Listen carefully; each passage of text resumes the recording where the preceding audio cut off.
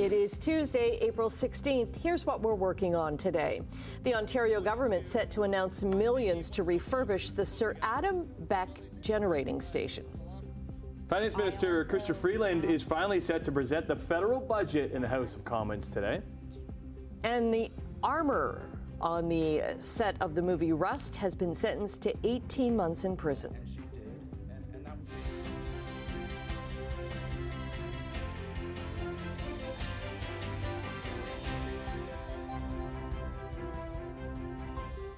Good morning, and thanks for joining us today.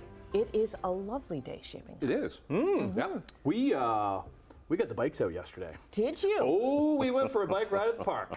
Yeah, got the soccer ball. It was a beautiful spring day. That's Brian. awesome. It was, yeah. It was lovely. We got to 16 degrees yesterday, so sunshine was with us, and it'll be even better today. Oh, is it? Oh, nice. Warmer than that. I thought it was cooler today. Oh, yeah, no, okay. no, 17 will be the high for the day today. On. So a degree better, but still that's better. Yep. And we'll have, yesterday we had partly cloudy to a mostly sunny sky. Today it should be nice blue sky and sunshine, and light winds to boot, so that's good. So a lovely day today, lovely Tuesday.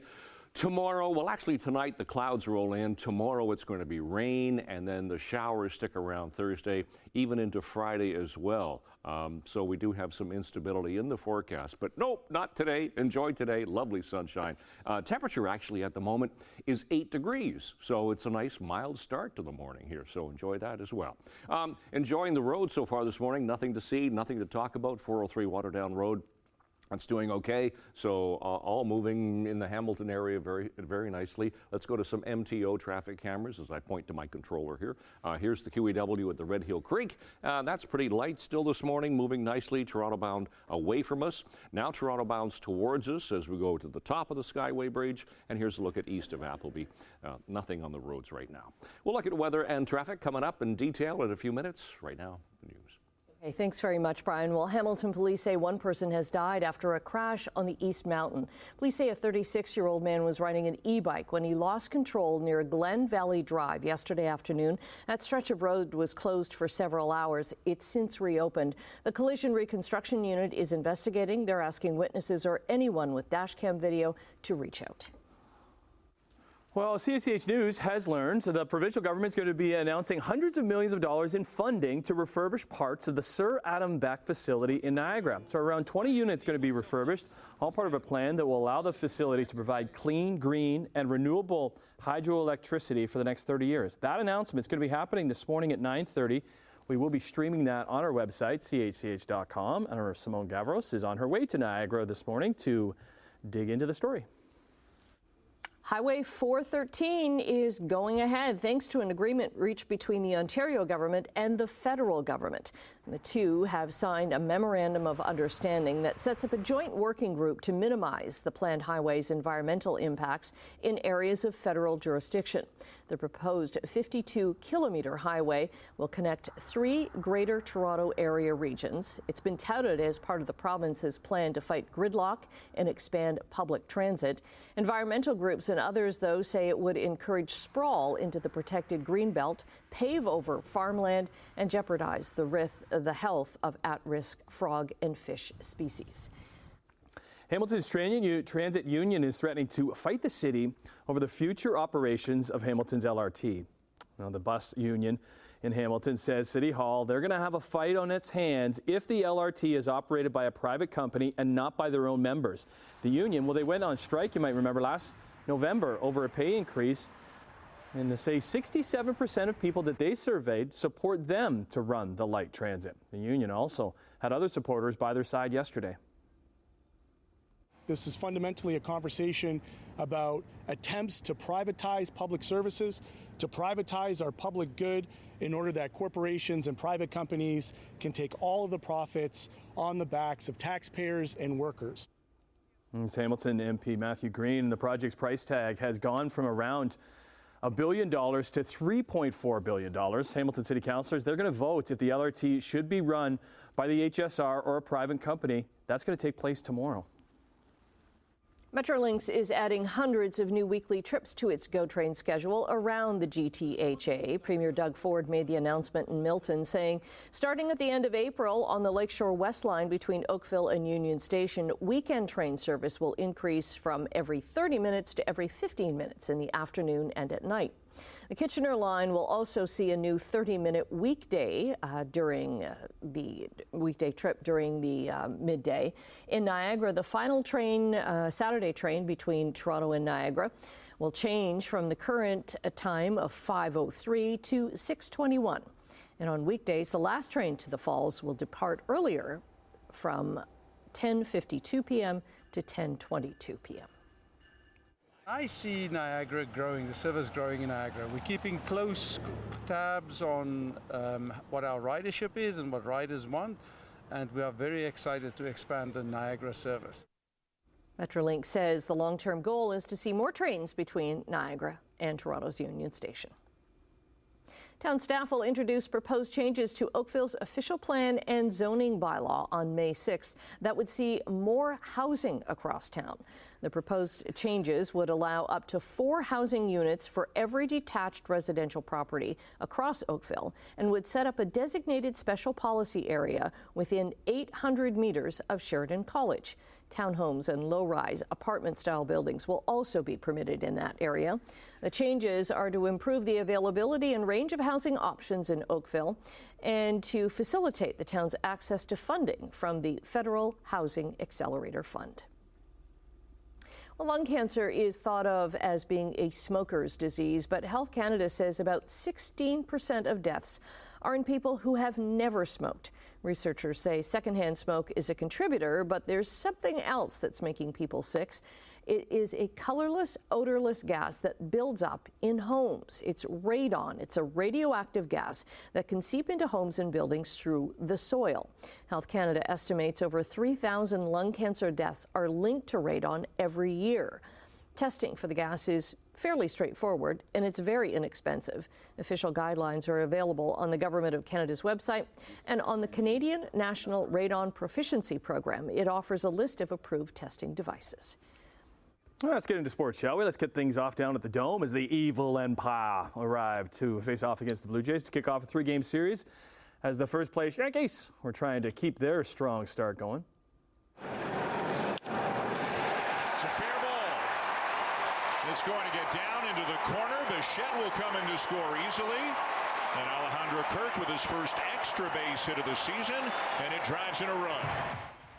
Alejandro Kirk, who has played so much with the injury to fellow catcher Danny Jansen, had his best game at the plate of the season, getting on base 3 times, bringing in the Jays' 3rd run in the 3rd, as Toronto was looking for a 3rd straight win. Chris Bassett, who has pitched really well against the Yanks as a member of the Jays, was great again, only allowing a run, pitching into the 7th as the Jays would win the opener against the Bronx Bombers, 3-1 the final. So they moved to 9-8 in the year. They go for 4 straight when Yusei Kikuchi is on the bump tonight. This is now the worst goal differential by an NHL club since the '94 Senators. McDavid walks in, catches. There it is! 100 assists! Connor McDavid! Yeah, Connor McDavid returned to the ice after missing 3 games and made some history in Edmonton's rout of the awful San Jose Sharks. With that assist on Zach Hyman's 54th goal of the season, Connor becomes just the 4th player in NHL history to get to the 100 assist mark in a season. He joins Bobby Orr, Mario Lemieux, who did it once, and Wayne Gretzky, who did it 11 times in his career.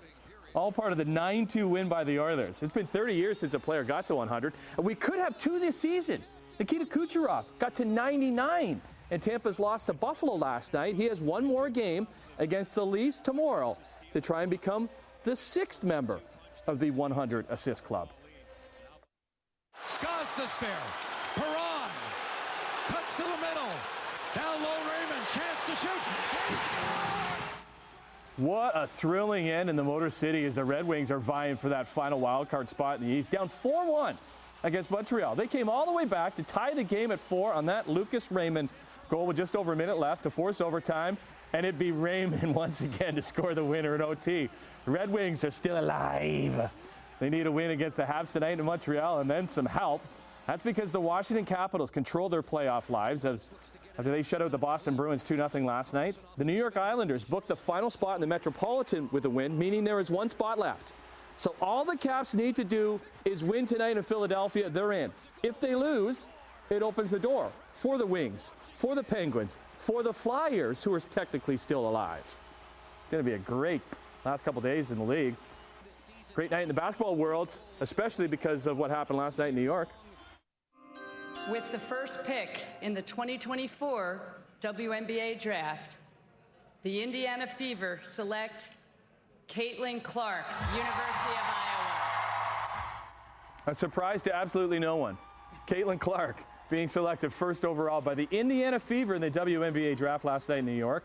Clark, who has become a household name after becoming the face of women's basketball after her record-breaking run for Iowa in college basketball, will now try to do the same in the pros. The draft was held with fans buying tickets for the first time because of its popularity. Also some CanCon. That is Kingston's Aaliyah Edwards, selected 6th overall by the Washington Mystics, which is the second straight year a Canadian drafted in the top 10, with Atisha Amirhi taken 8th overall last year. Edwards spent the past 4 years at UConn, going to be representing Canada at the upcoming Paris Olympics.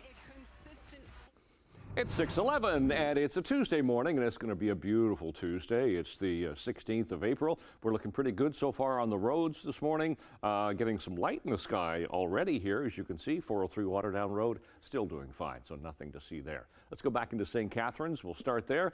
QEW in Ontario, pretty light volume, no collisions this morning at all. Red Hill Creek still looks good. Here's QEW east of Brant, so Toronto bound towards us. Same here east of Royal Windsor Drive, and we'll look at Etobicoke Creek. That looks good all the way through the 427, so no problems so far. All right, check the temperature. It's actually a mild start to the morning here. Our temperature right now is 8 degrees. It is a mostly cloudy sky so far. The winds are fairly light. The relative humidity is 57%. That's really come down. For school today, 17 degrees today, so way above seasonal. Light winds, lovely sunshine, moderate UV index. Pretty nice day today, and it's all because of an area of high pressure heading off to the east coast. Incoming is going to be that low pressure system to the west is going to spread some rain during the day tomorrow. Now, it'll start in the morning tomorrow and continue for the day, and then taper off to some scattered showers as we get further in the week. So enjoy today. 12 to 14 for Niagara, 17, 18, 19 this end of the lake. A little bit cooler for Halton, Peel, Toronto, but generally going to be blue skies for the day today. Tonight we'll start to see some clouds encroach. Temperatures anywhere 5, 6, 7 degrees for the Horseshoe. So a mainly cloudy sky, and then tomorrow a little bit of sun to start, but then it's going to become a rainy day. Temperature Hamilton cool at 8, 7 for Burlington, but a little bit better for other areas. But on the cool side, I mean, seasonal temperatures this time of year, daytime high at 12, so it's going to be a little on the cool side tomorrow and fairly wet. So out the door this morning, mostly cloudy, winds are light, temperatures mild. It's 8 degrees. Long range coming up. Annette, Tim. Okay, let's check what's coming up in Chit Chat right now with Emily Vukovic. Hi, well, CBS has a big apology to make because of what happened at the Billy Joel concert. That's our tease. Who wants to listen to the whole song? Right? Goodness, come on. That's overrated. Okay, we'll chat about that. And of course, the sentencing came out in the Rust case. We will discuss what the judge handed down. And what else are we talking about? I just had it on the tip of my tongue. That's a tease right there. Oh, there we go. Back to you guys. Okay. Sonic the Hedgehog. Sonic the Hedgehog 3 is coming out, and we have a brand new actor to voice a villain character. Alrighty. Okay, coming up after the break, Canadian manufacturers heard some good news, while Tesla workers got some bad news. Business is coming up next. Coming up on 6:16 on your Tuesday morning, Canadian dollar down 3 basis points to 72.5 cents US. Gold is up just over $4, while crude fell 39 cents. It's at $85.02 a barrel right now. Midday trading in Europe, markets are down in London, Frankfurt, and Paris. To Asia, markets are down in Tokyo, Hong Kong, and Shanghai. What about North American markets? They kicked off the trading week yesterday with also some losses right across the board. Triple-digit losses for Bay Streets and And Wall Street, there's a Dow and NASDAQ way down. We'll see if they can rebound on this Tuesday, April the 16th. StatsCan says manufacturing sales were up 0.7% in February. That's a gain of about $71.6 billion. Most of the increase is coming from higher sales of petroleum and coal as OPEC continues with its production cuts. But 13 of 21 subsectors also saw a boost. That includes sales of electrical equipment, appliances, and component products. They were up 12.6% to a record $1.5 billion in February. Chemicals, chemical products, food, and tobacco, though, all saw a downturn. Let's stay in the automotive world, but turn to Nissan because they say it expects to mass produce electric vehicles powered by advanced next generation batteries by early 2029. Japan's legacy automaker has fallen behind newer rivals like Tesla and China's BYD in the emerging all-electric auto sector, but Nissan says they actually see a chance to catch up and perhaps leap ahead with a new kind of battery that promises to be more powerful, cheaper, safer, and faster to charge than the lithium-ion batteries sold today. Now, solid-state batteries are widely seen as the next step for EVs, and leading automakers are racing to develop versions that can be mass-produced. Tesla says it's going to reduce its global workforce by 10%.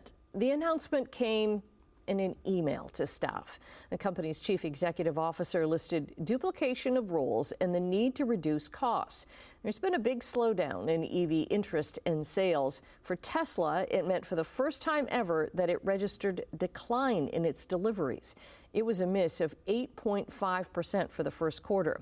If the cuts are applied company-wide, more than 14,000 people at Tesla could be out of work. The Canadian Dental Hygienists Association is calling out the Liberal government for what it says is a double standard when it comes to payment of services under the new federal plan. So according to the reimbursement guide for the new dental care plan released last week, Ottawa will pay much less for a cleaning at a private hygiene clinic versus at a dentist's office. So the association says it raised the issue with Health Canada weeks ago and was surprised to find the discrepancy still in the release guide. Health Canada has not commented on this issue. A new report suggests that smartphone sales are back in the black after years of pandemic-related declines. According to International Data Corporation, nearly 290 million smartphones were shipped worldwide in the last quarter. That's up about 8% from the same time last year. Samsung appears to have regained its title as the world's top smartphone maker. Apple saw a 10% drop in iPhone sales, due in part to poor performance in China. Samsung was the world's top smartphone maker for 12 years in a row until last year, when Apple briefly took the crown. Chemical giant Bayer is turning to U.S. lawmakers to root out legal claims that have failed to warn about the cancer risks of its Roundup weed killer. So Bayer disputes the claim, but has already paid about $10 billion to resolve them. Thousands of similar lawsuits remain pending. So Bayer has supported legislation in Idaho, Iowa, and Missouri that would shield pesticides and herbicide companies from failure to warn claims if they use approved labels. But legal experts, they warn this kind of move could have much broader consequences and could extend to any product liability claim, provide immunity from lawsuits of any kind. Critics say it could spread nationwide.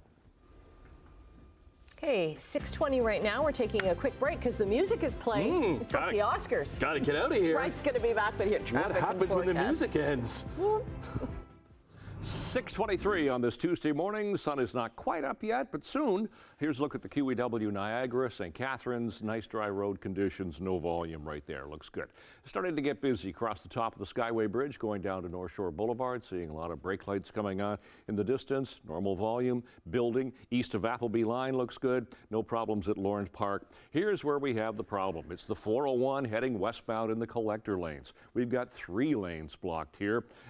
Okay, if they stop moving, they've been moving this camera for some reason. I don't know why they keep adjusting it, but that gives you a good look at what's going on. So that's westbound lanes of the 401. The camera's at Dixie looking back toward Etobicoke Creek.